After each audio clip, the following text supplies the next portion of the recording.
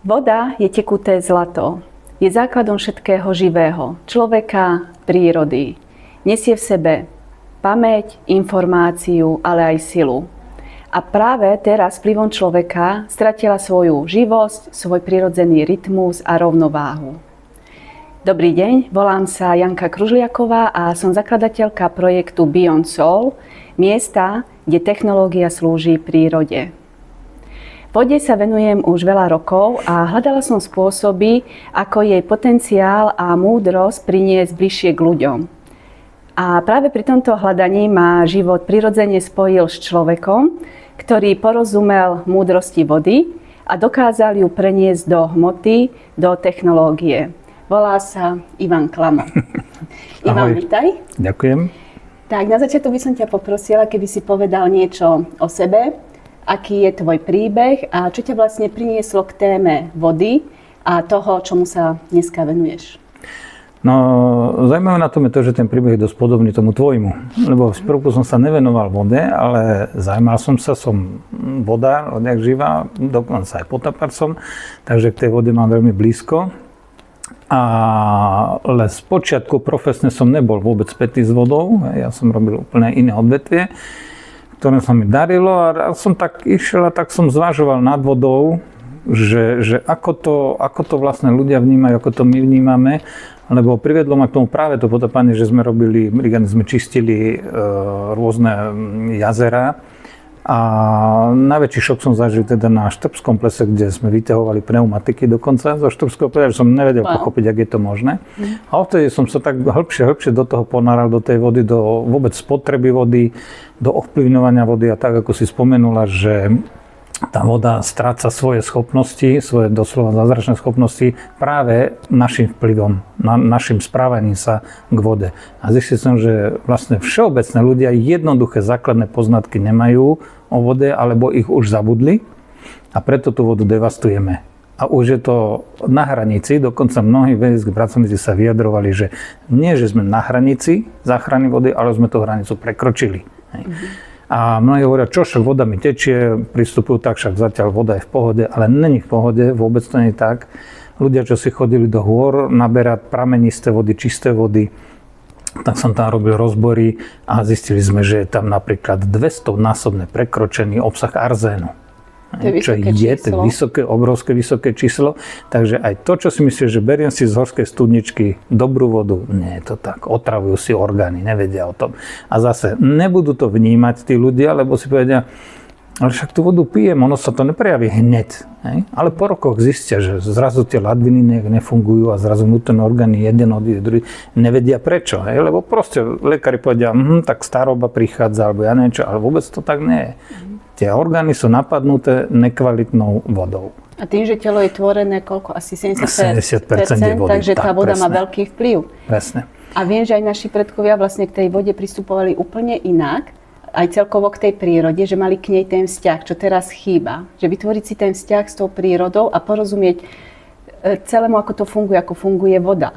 A keď som sa aj rozprávala s ľuďmi, tak väčšinou hovoria, a čo, berú to ako tú prírodzenosť. Voda tu bola, je tu stále, je lacná. No, ale neuvedomujú si presne, že už sme, ako si ty povedal, tú hranicu prekročili. Presne, a teraz tak. Čo s tým? Produkujeme obrovské množstvo odpadu, hej, a to je hlavne vidieť na tom, že ľudia najlepšie si to predstaviť, že naša Zem, to je fakt, je živý organizmus. Hej. A funguje na živote našom a teda spôsobí si s vodou, že funguje ako filter. Čiže my tú vodu spotrebujeme, vracame ju do zeme, ona mala schopnosť ju čistiť. Lenže už produkujeme také obrovské množstvo odpadu, že ten filter už začína byť preplnený. Už to nestíha. Už príroda je vlastne zanesená, ako ten filter už je plná. Presne. A jak sa vraví, život je taký, že keď na niečím uvažuješ, niečím sa zaoberáš, tak ti začne otvárať cesty tým smerom.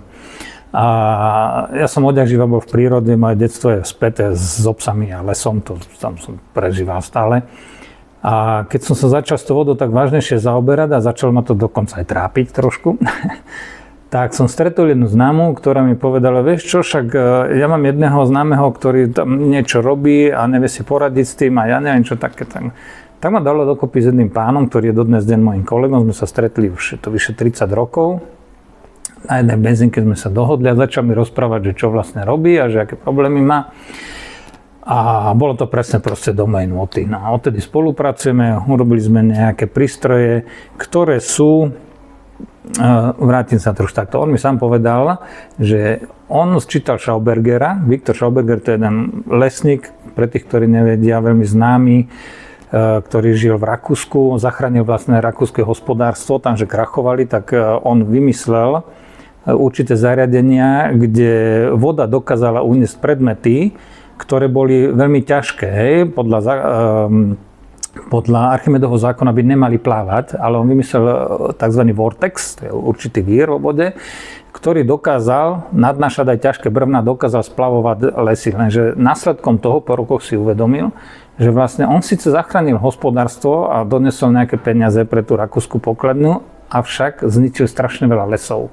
Zničil prírodu, začal si to uvedomovať, tak potom otočil doslova a začal prírodu chrániť. Ja sám povedal také heslo, že veškerá naša práca, naše spotrebiče a prístroje by mali ísť, kráčať v zákonoch prírody a mali by jej pomáhať.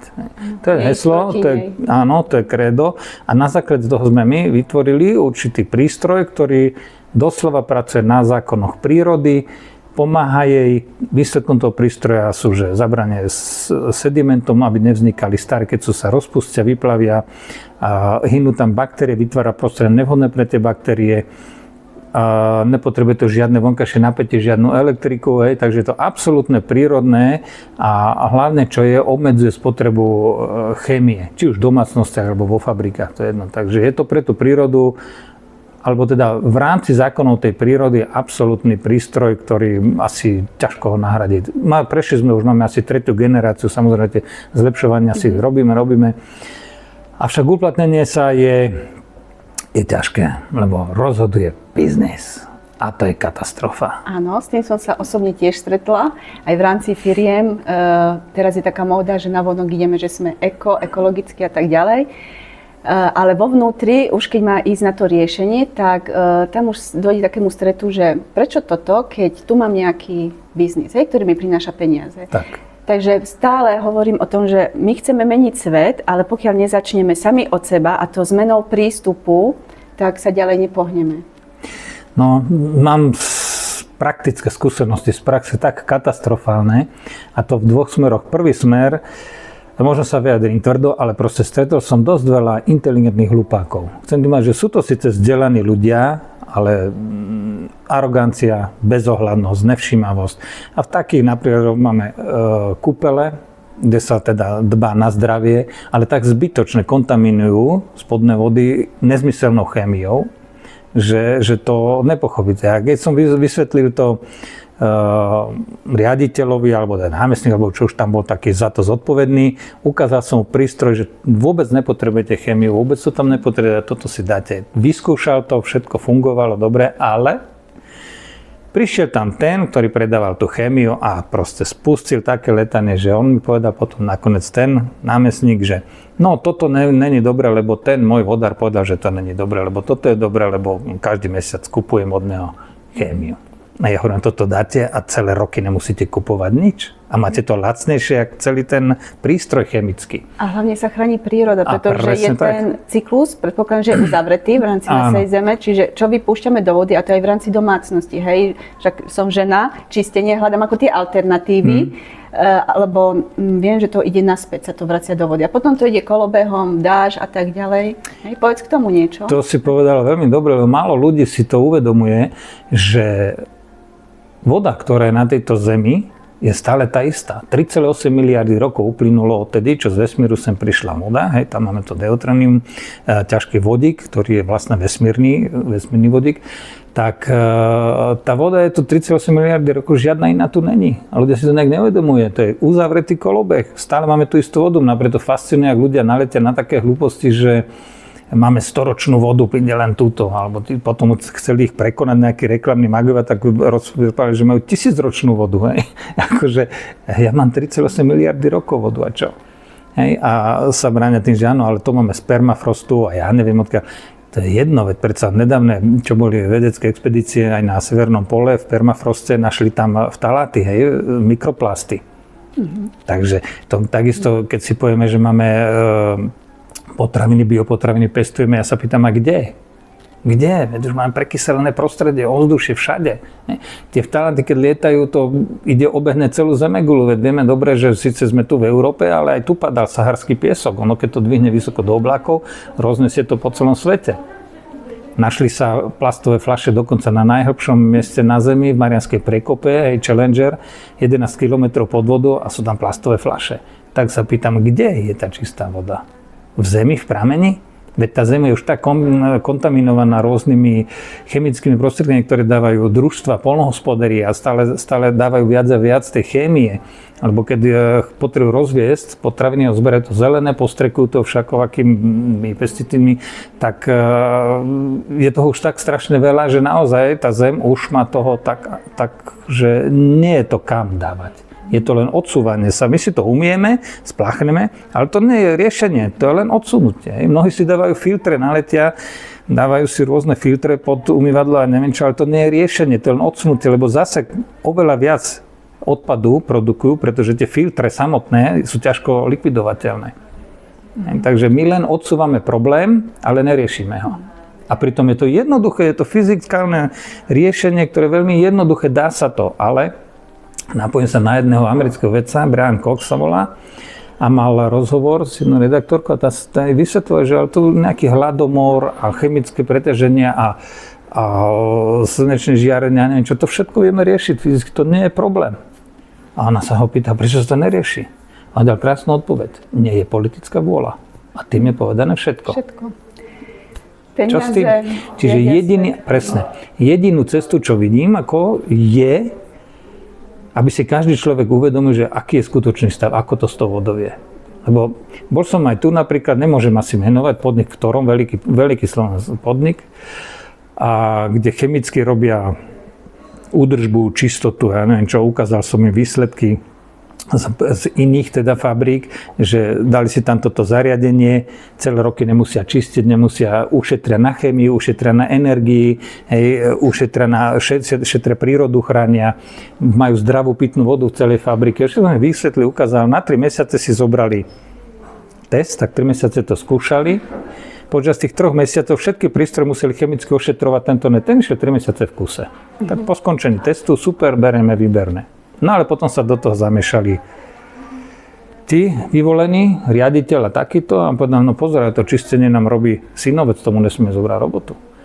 A už to bolo vybavené. A na tomto celom to stojí. A to nie je len u nás, to som zažil aj v Čechách, v Prahe, kdekoľvek. Čiže tieto skúsenosti sú otrasné. By som sa vrátila k tej téme, že ako si povedal, že ľudia si neuvedomujú tie dôsledky. Mala som teraz v rámci vlastne tohto projektu prednášku na súkromnej škole v Martine o tej vode. Áno, spomínala som aj Viktora Schaubergera, pretože to odporúčam ľuďom, ktorí sa tejto téme venujú. Je to naozaj úžasné jeho diela. A tí žiaci boli úplne prekvapení, pretože oni poznajú vodu iba z toho, čo nás učí systém. Áno. Hej, že má 3 skupenstva a tak ďalej. Ale ja som im priniesla úplne iné pohľady a na základe tejto prednášky potom študenti dostali priestor a mohli s tou témou vody pracovať, ako to cítili. A vznikli úžasné diela. To, ako oni porozumeli tej vode, lebo je to generácia, ktorá to vníma inak a hlavne si uvedomuje, že čo my odozdávame a v akom stave našu prírodu. Áno. Takže u nich sa zapol ten nejaký kontrolka, že toto som sa stretol veľa, napríklad som mal takú prednášku medzi ľuďmi, čo mali veľký činžak a práve tá mladá stredná generácia veľmi pozitívne k tomu pristupuje. A som prekvapený, že pre tí starší ľudia, kde by človek čakal rozvahu, nejaké tie skúsenosti, múdrosť, tak tamto náraža dosť tvrdo. Dosť tvrdo to náraža. A preto som sa rozhodol, výborné prednášky sú výborné s takýmito ľuďmi. A ja som sa rozhodol, že naozaj, keď som si uvedomil, že je to na každom z nás, čo ja, či tam dám, ne, je to veľmi, veľmi zložité, naozaj záleží na každom z nás, tak som sa rozhodol, že napísať knihu o vode, o tých základných pravidlách, o tých základných znalostiach, ktoré mnohí možno poznáme, ale sme ich zabudli, treba si ich pripomenúť. A takto nejak šíri to posolstvo vody. Aby sa ľudia začali správať, aby si uvedomili, ako sa k vode správame, taká voda sa k nám vráti. Žiadna iná. Voda má pamäť, má naozaj fyzikálne dokázanú pamäť, pretože vďaka štruktúry minerálov tá voda, si pamätá, čo sa z nej robí. Aj keď na oko máme čistú vodu, ale tie narušené minerály stále zostajú narušené. Čiže nestačí len vyčistiť vodu, ono treba aj upraviť. A dá sa, tie úpravy sú rôzne fyzikálne, dá sa to robiť, veď aj to robíme, ale je to málo. Je to málo, čo my robíme, pretože tie spoločnosti, naddané spoločnosti, tam je ťažko preraziť. Tam idú mesačné veľké peniaze sa točia okolo neustáleho kolobehu chemických prostriedkov a toho sa nikto nechce vzdať. Napriek tomu, že teda oni vedia, že robia veľké škody. A som prekvapený, že sa to deje aj v takých zariadeniach, v prírodných zariadeniach, kde ozaj sú v lone tej prírode. Ale deje sa to. Keď je tá pamäť, sa vrátime k tej téme. Aj vlastne na tej prednáške som ukázala tým študentom, ten japonský vedec Masaru Emoto, dokázal vlastne cez tie kryštáliky zmrazenej vody ukázať, že naše myšlienky alebo vonkajšie vplyvy, aký majú vplyv na tú vodu. Hej, keď niekto povie, sedíme, hej, teraz tu máme kávu, a keby sme mali vodu a to, čo vysielam, akú myšlienku, akú emóciu, či je tam vďačnosť, či je tam láska, či je tam pokoj, alebo je tam hnev, to je všetko, čo sa ukladá do tej vody. A potom, akú vodu vlastne dávam do seba. Presne tak. Takisto hudba, čokoľvek na to vplýva. A oni, to bolo pre nich niečo úžasné a začali sa s tým hrať. Presne tak, aj tak je to, aj s tou hudbou je to krásne tam vidieť, že keď tam púšťali nejaký, hlavne čo sú najstrašnejšie, aj pre mňa je to úplne strašné, keď je také tie moderné techno, rap a to úplne devastovalo. Vznikali úplne také tie kryštály boli zdevastované doslova. Ale napriek tomu, keď púšťali normálnu melodickú hudbu alebo vážnu hudbu, tak to svietili, to každý kryštál bol úplne nádherný. To už vizuálne sa dalo rozlišiť, čo je dobré a čo nie. Nemusí byť nikto vedec, ale hneď to vidí. A to sa potom to dávame do seba a to sa odráža vo našom vnútri samozrejme. Či tam bude dobré, alebo či tam bude nervozita, agresia, alebo tam bude nejaká tá pohoda, tak potom my žijeme. Čiže môžeme smelo povedať, akú vodu piješ, taký život žiješ. To je pekné. Tak to je. Aj Schauberger hovoril, kde je zlá voda, je zlý život. Kde je málo vody, je malý život. Vidíme to aj na planete, kde je málo vody, vznikajú suše, púšte, je tam veľmi riedky život, alebo prakticky žiadny. Zatiaľ, kde je dostatok vody, sú zeleň, lesy, príroda, tam sa dobre žije. Ľudia aj z mesta, kam utekajú na víkendy? No do prírody, utekajú niekde do hôr sa lyžovať, alebo teraz zime, alebo ja neviem. Proste vyhľadávajú more, vodu a tak. Čiže podvedome vždy za tou prírodou ideme. Vieme, že to tam je dobré. Nabíjačka. Presne, lenže nabíjačka pomaličky ubýva tých nabíjacích staníc, ich málo. Tí, čo to devastujú, tak tí si vždy ešte dokážu zaplatiť a nájsť si tú svoju, ale príde rada aj na nich, keď tam proste sa to zdevastuje a zem povie, že a dosť a otrasie sa, no tak sa otrasie. Nepozerá sa očistí, ona sa vie zregenerovať. Tak, a nebude sa pozerať, že či ty máš 10 miliónov a ty nič. To není. Presne aj Viktor Schauberger v tom diele v jednej knižke hovoril, aká naša práca je teraz nezmyselná. To znamená aj títo, či sú to poľnohospodári, alebo tí, čo stavajú tie rôzne priehrady, idú úplne proti tým zákonom tej prírody. Presne, a tak. Prejavuje sa to vlastne aj v prírode samotnej. Napríklad viem, že v tej krásnej na Slovensko-Rajskej doline už vznikol taký problém, kde už sa stráca voda. Všeobecný úbytok vody nastáva. Samozrejme je to tým, že vylesňujeme alebo odstraňujeme prírody a kde nie sú koreny, kde nie je ten koreňový svet, ktorý je základom všetkého, ten podzemný svet, tak tá voda tam nestojí, proste stečie do mora a potom je pokles podzemných vod. A to je základ, to je tá pokladnica skutočnej vody, tá, čo je pod zemou. Tá nám máme žriedla pitnej vody. Čiže je to súvis s tými lesmi? Veľký súvis, obrovský. So stromami? Pred pár rokmi sa v Bratislave čudovali, že ešte v živote sa nestalo, že by zaplavilo, myslím, Račiansko celé pod vodou bolo. No samozrejme, lebo Kramare kedysi boli, Kramare hore Koliba boli zalesnené a dneska už tam vyrastajú vily, už je to samý asfalt, sama cestička, tak samozrejme, že tá voda sa nemá kde zachytiť, tak stečie dole do mesta. To je jasný obraz toho, čo je. Nám najviac ma fascinovalo, mi to teraz pripomínalo, keď Greta v parlamente, v Európskom parlamente v Bruseli ukazovala tie dva kochliky v televízii. To bolo, v jednom boli stromy, v druhom neboli stromy, také bonsai maličké. A teraz naliala tam vodu. Kde neboli stromy, samozrejme tá voda vytekla, tam, kde boli tie bonsai nasadené, tak tam nevytekla. Celý Brusel stál a v postolečke tlieskal. Ja som bol zhrozený z toho. Veď to vedia malé deti v základných školách, čomu tlieskajú. Ja som si uvedomil, že oni tlieskajú vlastnej hlúposti. Alebo nemôžu byť tak hlúpi, že by to nevedia to. Ale zase, biznis nepustí, politická vôľa chýba. To je problém sveta. Preto nemôžu ľudia čakať, že to necháme na politikov. Ne. Pokiaľ sa ľudia sami nepostarajú, pokiaľ každý sám nepocíti zodpovednosť, nezlepší sa to. A viem, že Slovensko patrí medzi krajiny, ktoré má najlepšiu tú pitnú vodu. Neviem, či je to ešte aktuálne, ale málo. A čo sa týka tých možno prameňov prírodných, že sme patrili medzi... Tak, čo sa týka tých prameňov, Česko, Slovensko a Rakúsko sme na svete najbohatší na minerály, na pramene. Sme na tom najbohatší. Možno preto sa k tomu tak správame nezodpovedne, že máme toho Máme toho dosť, áno. Bol som na rôznych miestach, napríklad v Saúdskej Arabii. Tam je vyslovene katastrofálna situácia. Predstav mesto v púšti, kde je, to malo okolo 2 miliónov ľudí.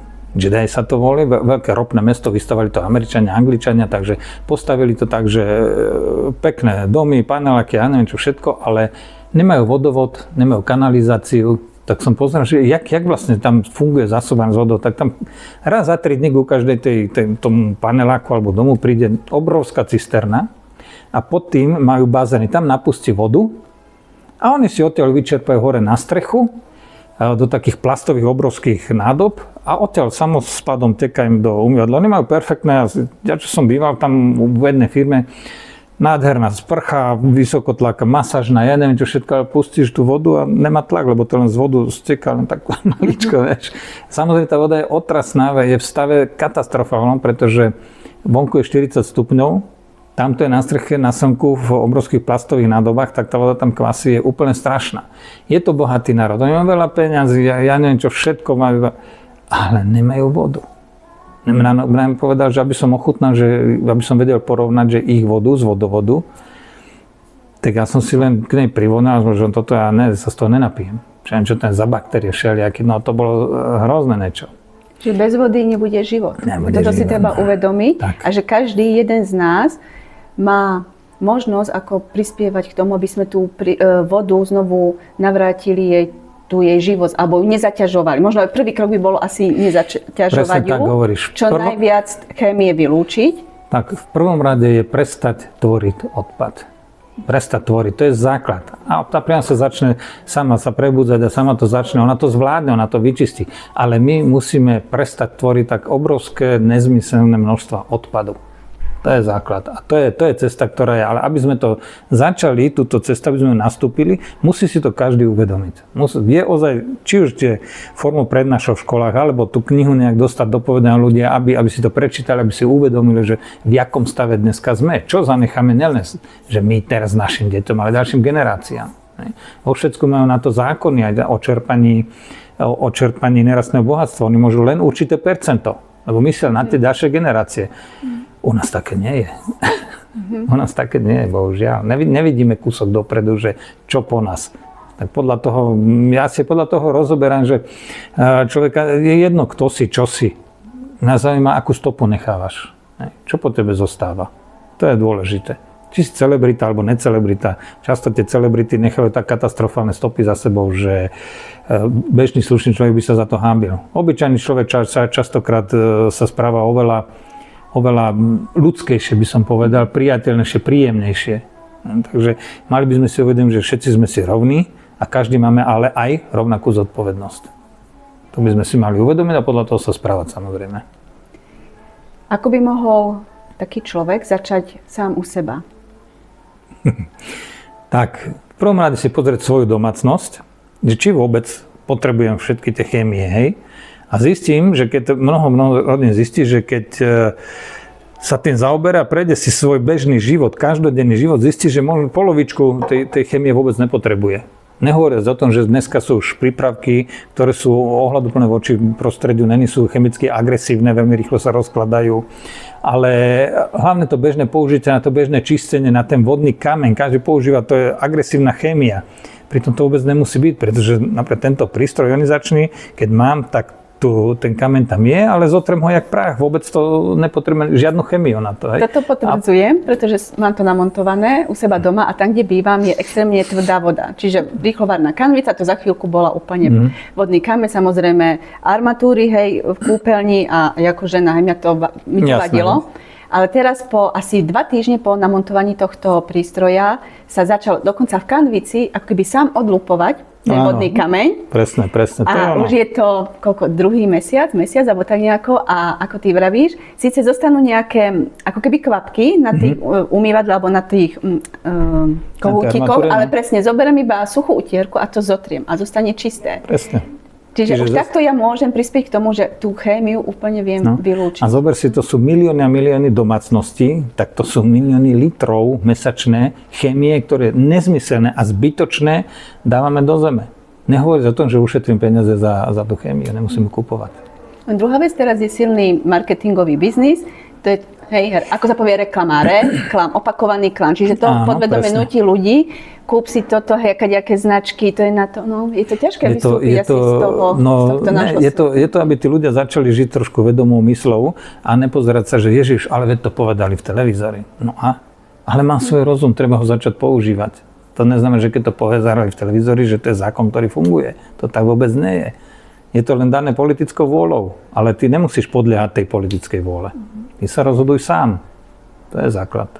Čo si vnímam aj s rozhovormi s ľuďmi, však venujem sa aj týmto témam, ako je transformácia alebo pomoc tým ľuďom, aby postúpili ďalej v tom živote, tak u viacerých dominuje presne ten strach alebo tá mentalita, že je tu nejaká autorita a ju musím počúvať. Či sú to lekári, učiteľ alebo čokoľvek. Tak to a tým sa vlastne ochudobňujeme o to, aby sme začali rozmýšľať sami s tou otvorenou mysľou. Vždy tu máme niekoho, ale on povedal. Ale tým sa zbavujeme zodpovednosti.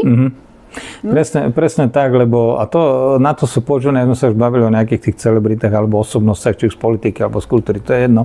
Mnohé si dajú zaplatiť, lebo on povie, že áno, toto je dobre, toto si kúpte.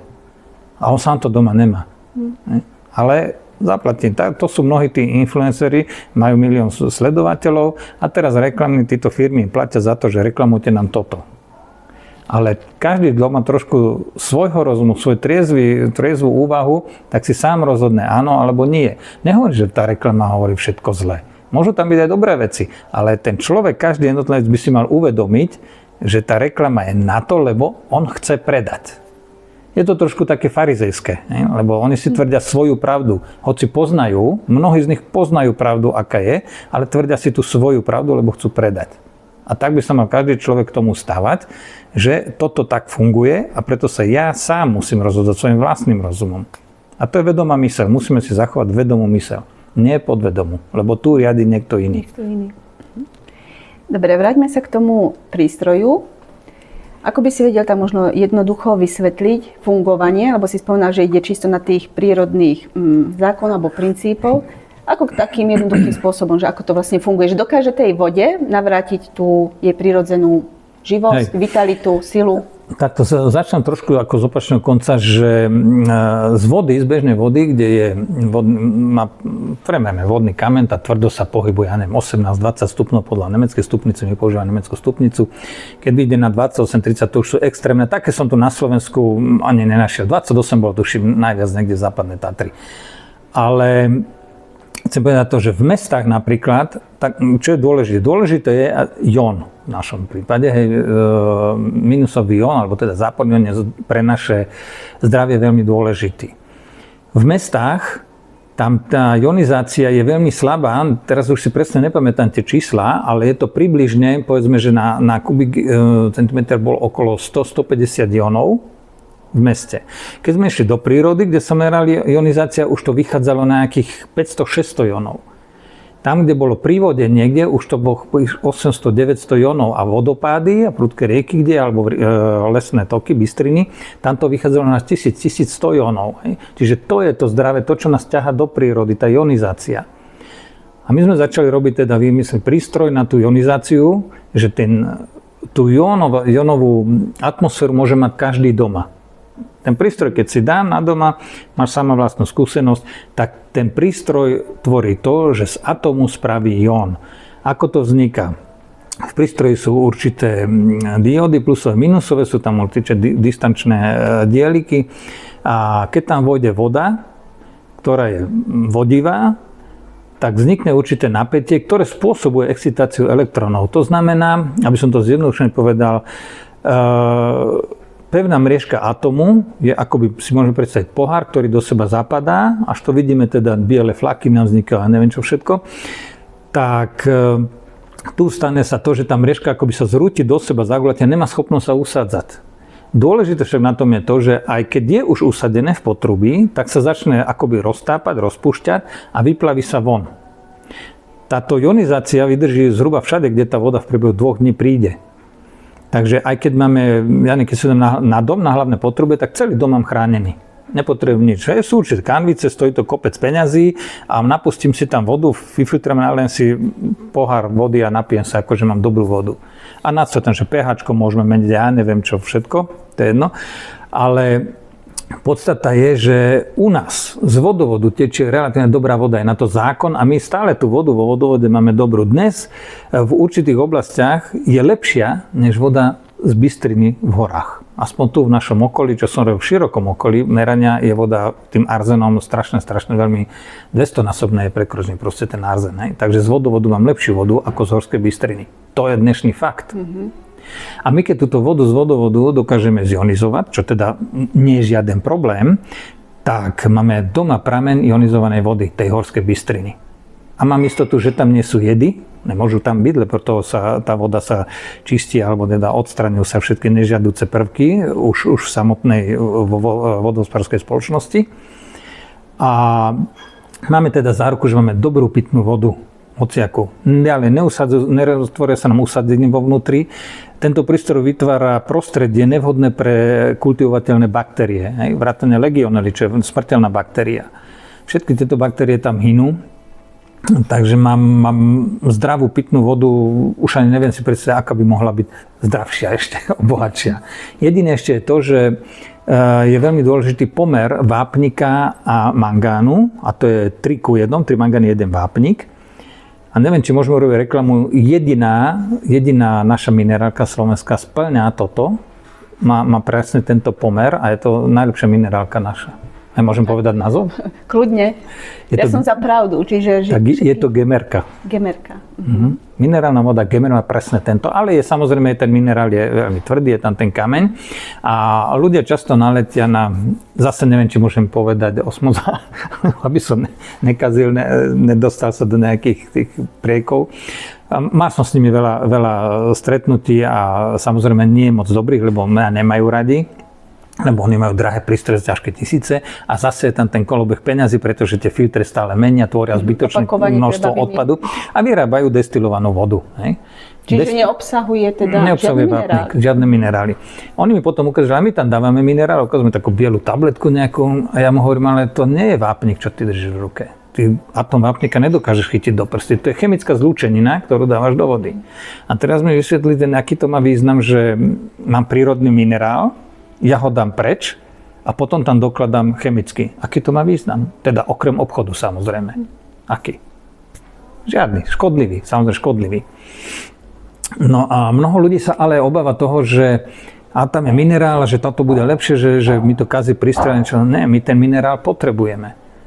Ľudské telo bez vápniku proste nastáva osteoporóza, alebo my keď chceme udržať pH ľudskej krvi, čo je jeden zo základných kameňov imunitného systému, tak musíme to pH nejakých 7,3, 7,4. A my keď to chceme udržať, alebo telo, keď si ho prispôsobuje, tak spotrebuje k tomu vápnik, ináč by to nefungovalo. A keď ho nemá dostatok, tak si ho berie z kosti a zo zubnej skloviny. Stretol som sa s názorom napríklad, že ľudia povedia, dobre, ale to je anorganický a telo ho nedokáže spotrebovať. Nie je to pravda. Práve ten anorganický potrebuje na stavbu kosti, zubnej skloviny a tak ďalej. Takže je veľmi dôležité ten vápnik tam zachovať v tej vode. A my sme našli tú zlatú strednú cestu. Čiže naša voda je dobrá aj pre prístroje, aj pre zdravie, pre živé organizmy. Pre prístroje je dobrá pretože aj keď sú zanesené, všetko sa rozpustí, vyčistí a žiadne ďalšie nevznikajú usadeniny. Čiže prístroj je stále čistý. A pre zdravie je dobrá pretože prijímame vápnik a hlavne v ionizovanom stave. Čiže ten vápnik je ľahšie stráviteľný, telo si ho dokáže ľahšie spotrebovať a keď ho má aj nadbytok, tak ľahšie ho zase vyplaví von, že sa neusadza v tele. To je základ toho celého. Je to veľmi jednoduché, sú to prírodné zákony. Mnohí sa snažili polemizovať a tak a ja už som si našiel takú trošku možno smiešnú rozprávku okolo toho, že pozrite sa. je to prírodný zákon, nie je to ľudský zákon, nie je to ľudský paragraf. Ale keďže je to prírodný zákon, keď u mňa svieti žiarovka a dám ju do vašej izby, nebude svietiť? Bude svietiť. Že keď to funguje u mňa, bude to fungovať aj u vás. Ale každý, keď donesem prístroj, my si to chceme vyskúšať. Ja hovorím, už to 30 rokov skúšam a mňa už to nebaví skúšať. 30 rokov to každý chce skúšať. Ten vodný kameň robí dosť veľké problémy, teda v domácnosti. U mňa osobne pred pár rokmi, tým, že je elektrické kúrenie, však hej, obvody, tak bývala zima. Proste aj museli sme to kúrenie zvýšiť, to znamená zapnúť druhú špirálu a nedokázali sa tie radiátory rozohriať.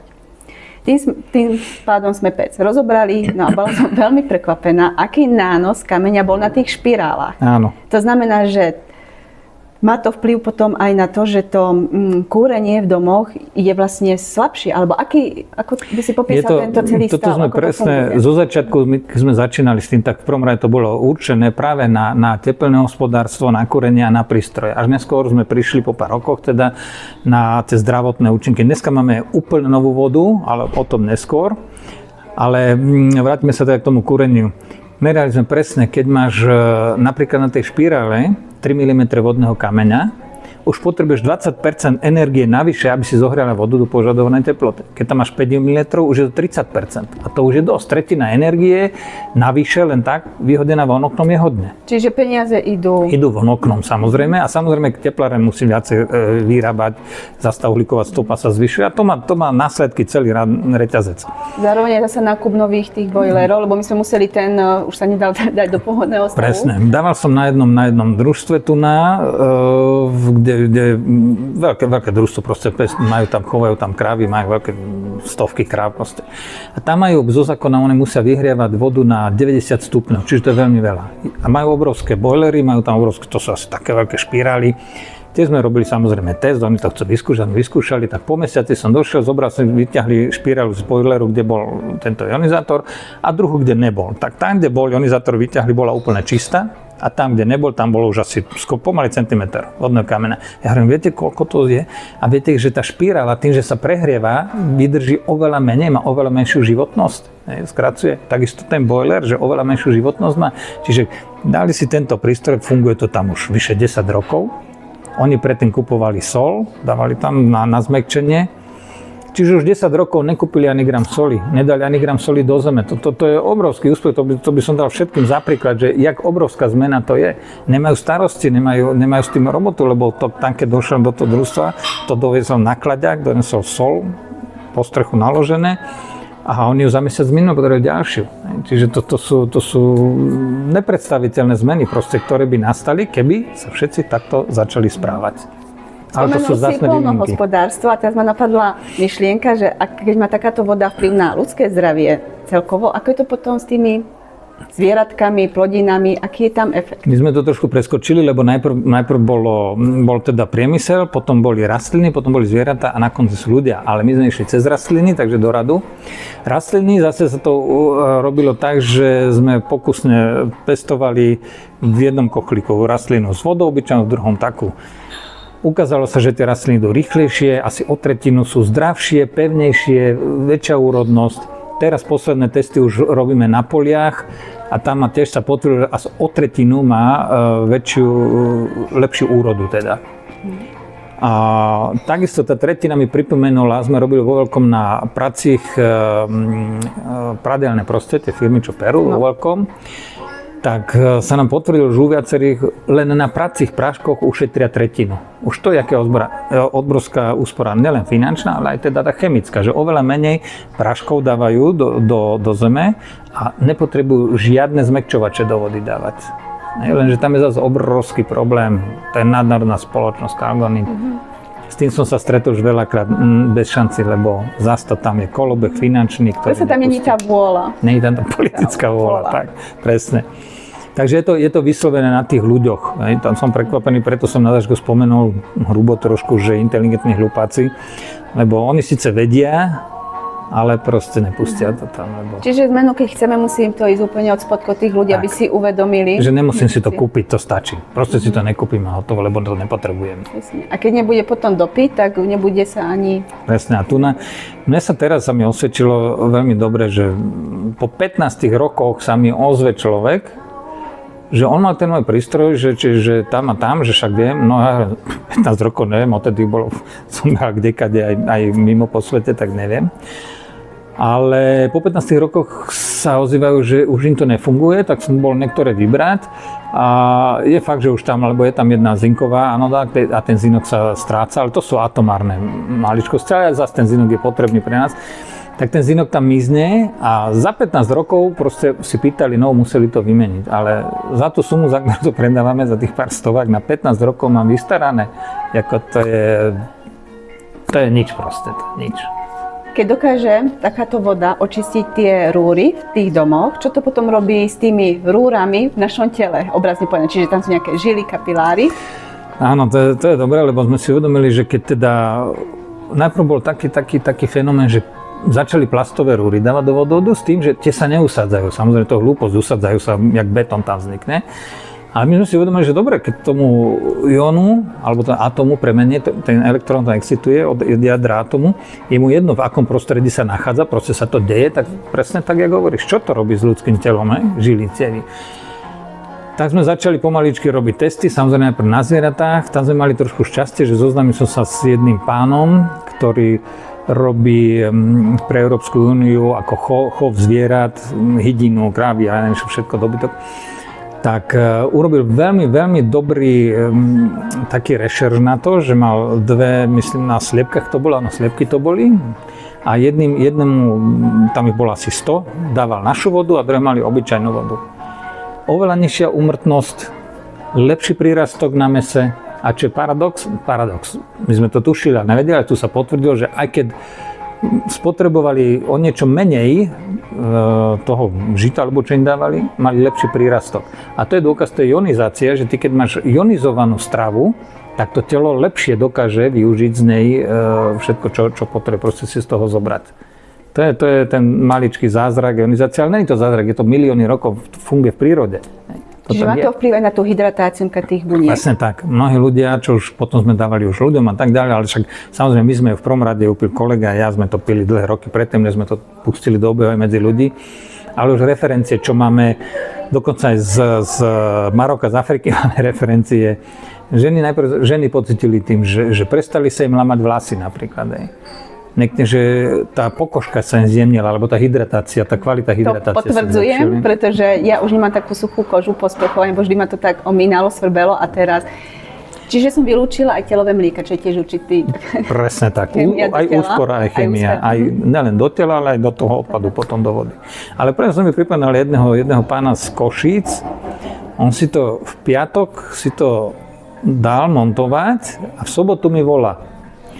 Chcel som vám volať už večer, ale že nechcel som rušiť, tak volám teraz ráno, že to není možné, lebo on vždy mal testy tú pokožku, keď sa osprchoval, ho strašne hryzlo, musel sa natrieť. Teraz sa osprchoval a že nemusel sa natrieť, nič ho nehryzlo. No ja hovorím, to je ten jo, lebo sa nezachytí, on stečie po tele dole. On hovoril, že ale ja som povedal, že to začne fungovať až po 2-3 dní. No, ne, 2-3 dní prvé to upozorňujem, keď to dáte na dom, že tie prvé 2 dní, ten počiatočný taký ten sliz, on z tých trubiek vytečie, hneď to treba splachnúť, vytečie a potom smelo treba piť.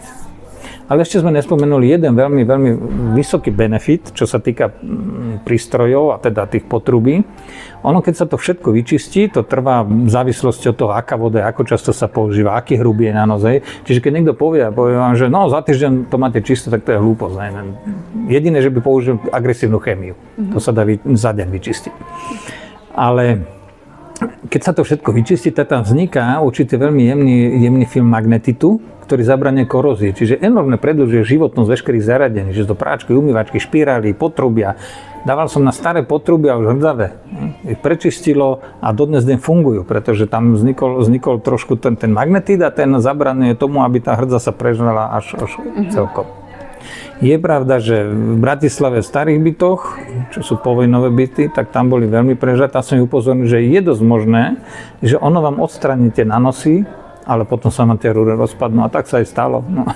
A tie rúry boli už tak extrémne staré? To boli povojnové, to boli tak staré, že to keď som tu chytil takto, tak jak papier sa zošuveril, už to nebolo, už to sa muselo vymeniť. Takže tie benefity sú tam nesporné, za tie roky neviem koľkokrát, nespočetné krát dokázané. Je to len o tom uvedomení si tých ľudí, že Chcem to alebo to. Chcem platiť za chemiu a škodiť a ničiť, alebo chcem za lacný peniaz mať zdravú vodu, zdravý život a proste zachované domácnosť v zdravom prostredí. Ne? A aby aj tie prístroje vydržali, aby sa nekazili, aby sa nezanášali, aby som šetril energiu. Je to veľmi jednoduché. Ja už koľkokrát... Jednoduchosti je tá krása, ale my hľadáme vždy tú zložitosť. A ja už niekedy, keď takto mám odpázovým, ja už som niekedy skoro až znechutený, že prečo máš, že je to tak jednoduché, je to tak jasné, to školáci zo základnej školy vedia. Veď keď som začínal s tým pánom, ja som si hovoril, že však, bože môj, však ja si musím opakovať, ja som zobral učebnice z fyziky 7. 8. ročníka, som si musel zopakovať, potom si strednú školu opakoval, aká bola, aby som sa trošku do toho dostal. Ale v princípe to je tak jednoduché, je to tak jednoduché a tak efektívne, že je to asi tým mágiou tej reklamy alebo čím, že tí ľudia sú úplne zhlúpnutí a je ťažké im vysvetľovať a presvedčiť ich o veci, ktoré sú úplne zjavné a jasné. Z toho som dosť nechutený, no. Ale najviac ma nechutuje to, že povieme si, že dobre, tak napríklad poviem, že stretne ma policajt, alebo ma zastavia policajti, má uniformu, očakávam, že teda je to, aby ma chránil, alebo aby dbal na poriadok, alebo neviem čo. Nevždy je to tak. Takisto je to s lekárom. Nie vždy za to, že má biely plášť, mu záleží na mojom zdraví. Záleží od toho, ktorá firma mu zaplatí, aké lieky treba predpísať. To sú fakty, to není, že by som chcel ohovárať. To sa ospravedlňujem všetkým poctivým a slušným lekárom, hej? Ale vieme, že sú takí, oni sami to dobre vedia.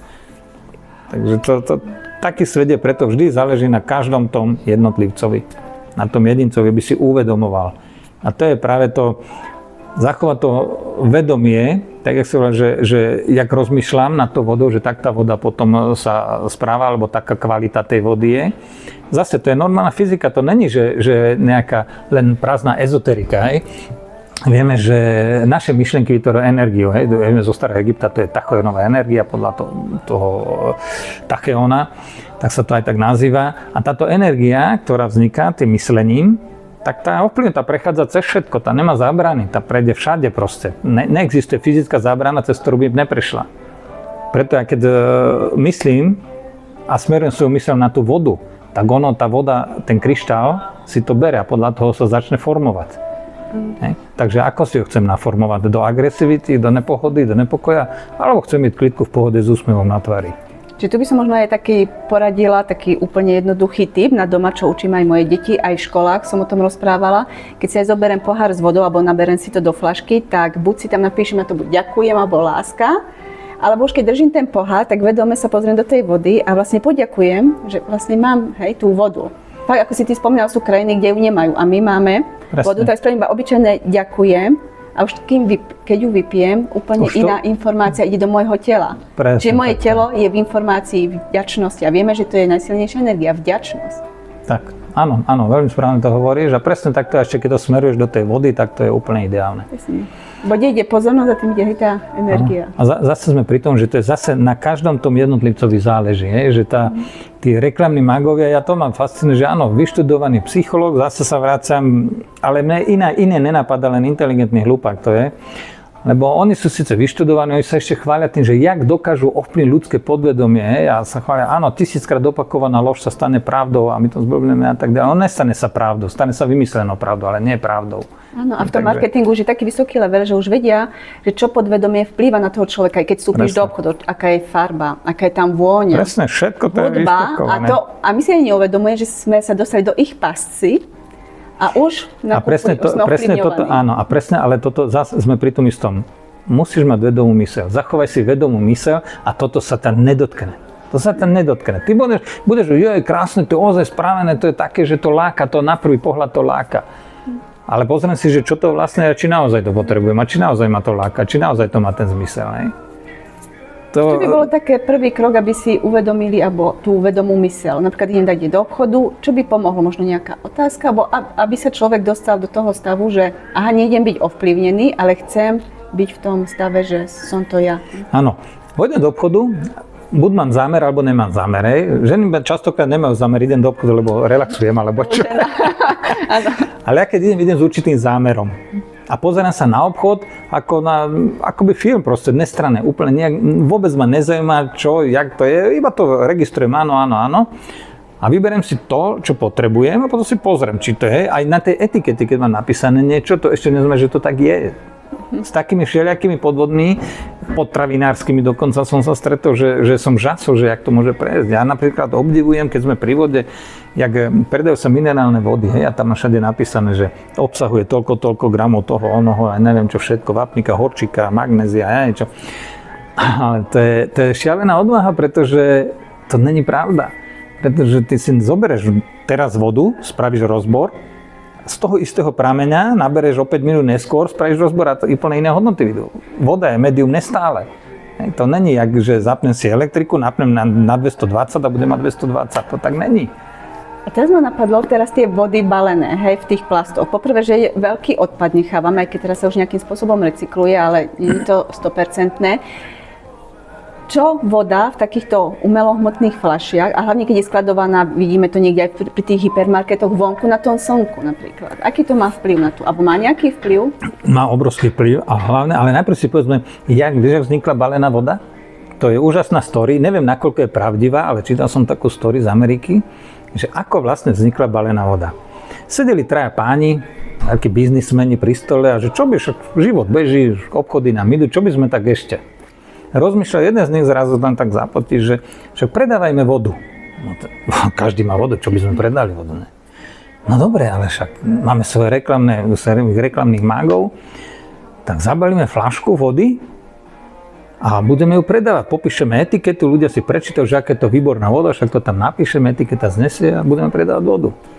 Rozmýšľal zrazu ten tretí, povie, že viete čo? Postavíme to na tomto. Kto pije vodu z vodovodu je šit, a kto pije vodu z fľaše je iná. Čiže kto pije z vodu, to je kultúra, alebo má vo fľaše, a kto sa z vodovodu napije, no fuj. Pritom je to úplne naopak, samozrejme. Ale dohodli sa títo traja, že idú do toho, zaplavili svet. Neviem, za akým svedomím dnes žijú títo páni, ak to teda tak naozaj bolo. Zaplavili svet, spôsobili obrovské škody po svete. To sa nedá to už sú nevyčísliteľné škody, pretože siaha na život. Vznikla moderná choroba, že ľuďom vyťahujú plasty z tela. Hej? Neviem teraz, jak sa tá choroba volá, ale normálne mikroplasty sú v tele. Však už aj oblečenie sa vyrába z tých plastov. My už vlastne žijeme v plastovom svete. No. Takže takto vznikla balená voda plastová. Teraz si predstav, že tie fľašky sa zberajú, najhoršie, keď sa vracajú, my vracame fľaše do tých istých, keď sa to niekoľkokrát opakuje, tento kolobeh, vtedy tá oveľa viac vtalatov púšťa sa do vody. A úplne najhoršie, že keď tá voda stojí, majú to niekde tam v priestoroch na dvore uskladnené, slnko na to svieti, tak zase keď cez ten plás slnko, ten lúč sa láme, tak zase oveľa viac škodlivosti to narobia, tú vodu láme. Čiže to je absolútne nevhodná voda a pravda je zase naopak.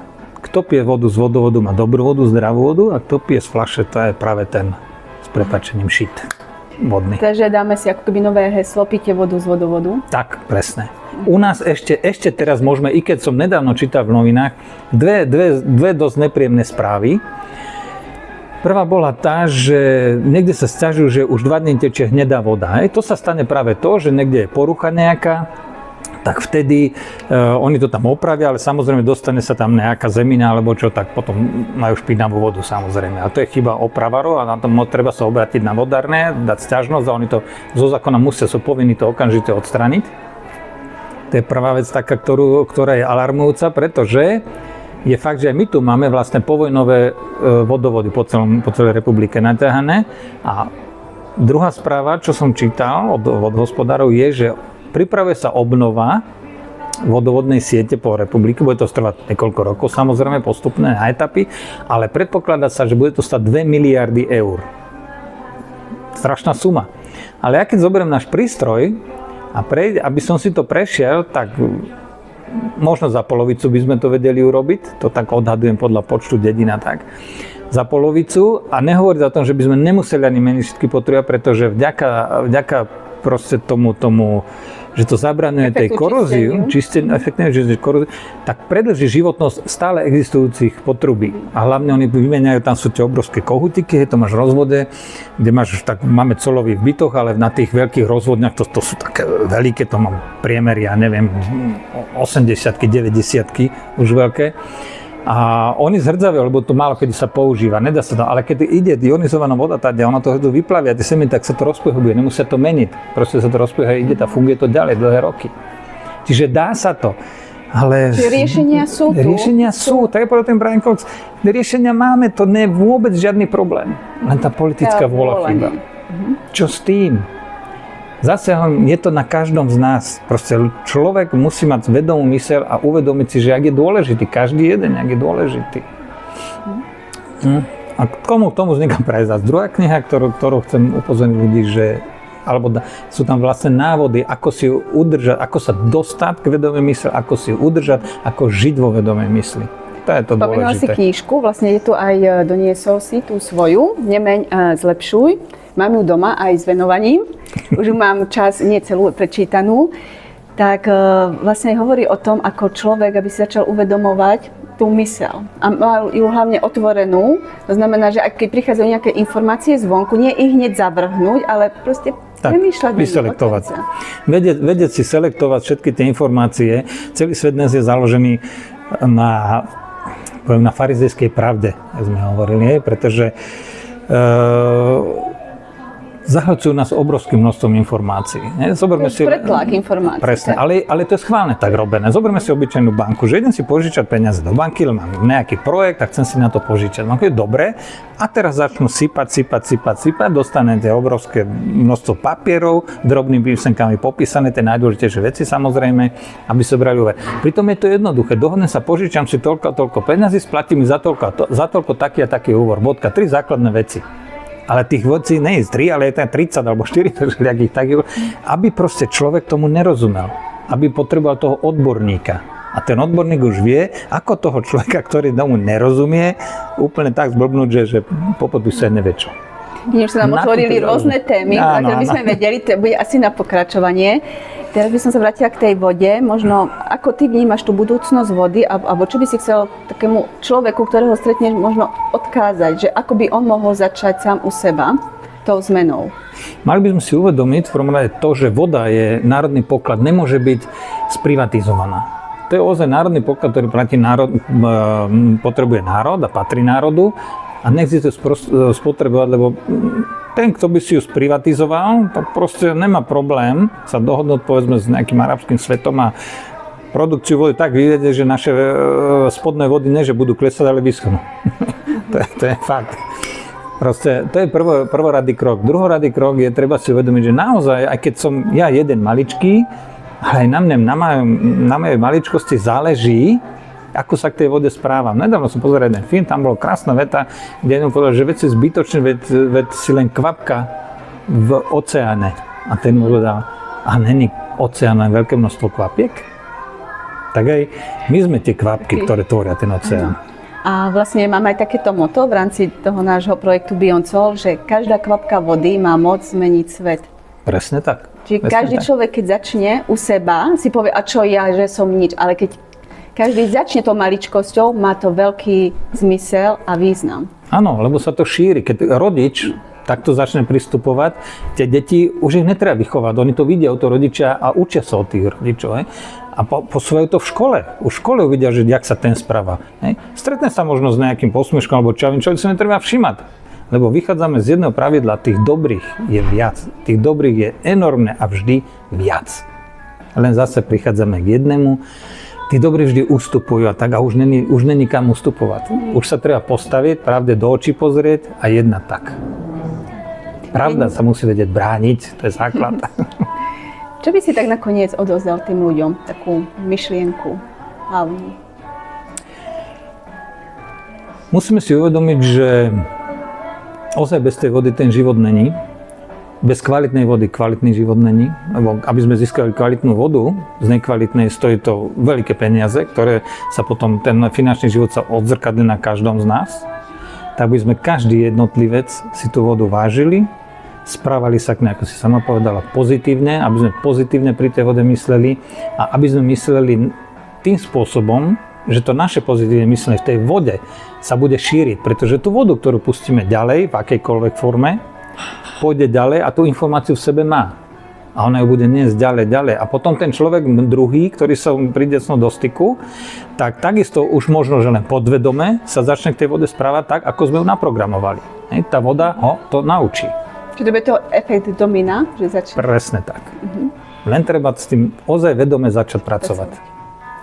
Dobre, ďakujem ti, Ivan, že si s nami zdieľal svoj pohľad, názor na vodu, technológiu, na život ako taký.